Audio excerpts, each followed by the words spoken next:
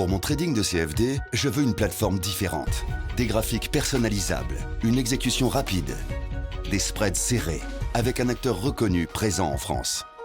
Trader différemment avec CMC Markets.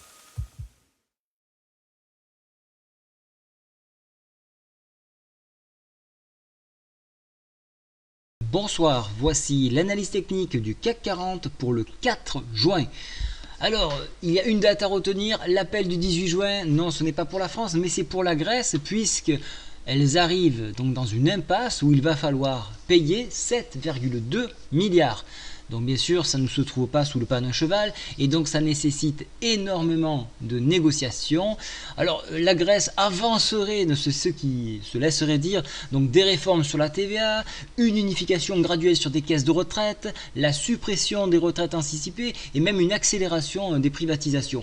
Alors déjà, il y a eu du lourd de fait sur les privatisations, mais on irait encore plus loin. Voilà ce qui risque donc ce qui va être proposé et donc on ne sait pas donc qu'est-ce que va décider donc à la fois donc le FMI, la BCE, et sachant qu'il y a deux camps, alors ceux qui se disent ça y est on est proche d'un compromis et ceux qui ont vu déjà donc les réformes qui pourraient être apportées et qui disent non c'est plié d'avance, on ne peut pas accepter avec si peu d'engagement.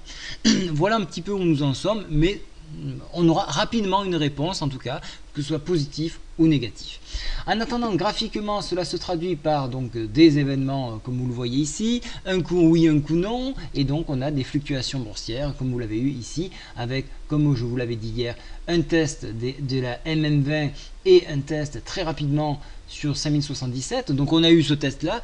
On a eu bien évidemment une incertitude sur la Grèce à ce moment-là, le marché a repris son sens de baisse et vient s'appuyer une nouvelle fois de plus sur la MM70, elle est testée de plus en plus, donc soyez très vigilants. Donc en enfoncement de celle-ci qui est à 4994, on viendrait chercher les 4984 et puis 82 et puis donc chercher après le bas de la Bollinger ici qui se trouvera demain à 4921 points. On est toujours sur une orientation baissière, je ne vois pas encore de mouvement qui pourrait repartir à la hausse si ce n'est le rebond technique sur la MM70 ici. Alors, vous voyez cette forte baisse ici, donc là, les bears ont l'avantage et donc ils risqueraient d'y arriver. Donc, soyez très vigilants. Si vous êtes en position, protégez vos gains ou limitez vos pertes autour de cette moyenne mobile 70, c'est important. Il y a toujours ce creux en pince que vous pouvez chercher à 4952, c'est un bon point pour repartir. Et après, donc, je ne vois pas d'autres supports intéressants jusqu'à 4890 points.